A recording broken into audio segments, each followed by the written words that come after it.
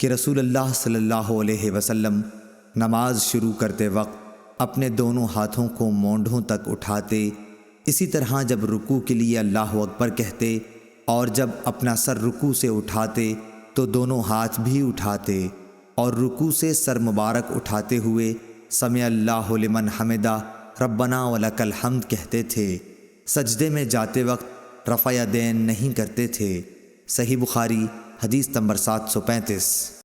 سالم بن عبداللہ بن عمر نے عبداللہ بن عمر رضی اللہ تعالیٰ عنہ سے خبر دی، انہوں نے بتلایا کہ میں نے رسول اللہ صلی اللہ علیہ وسلم کو دیکھا کہ جب آپ نماز کے لیے کھڑے ہوئے تو تکبیر تحریمہ کے وقت آپ نے رفع یدین کیا، آپ کے دونوں ہاتھ اس وقت مونڈھوں تک اٹھے، اور اسی طرح جب آپ رکوع کے لیے تکبیر کہتے اس وقت بھی رفع یدین کرتے، اور جب رکوع سے سر اٹھاتے اس وقت بھی کرتے۔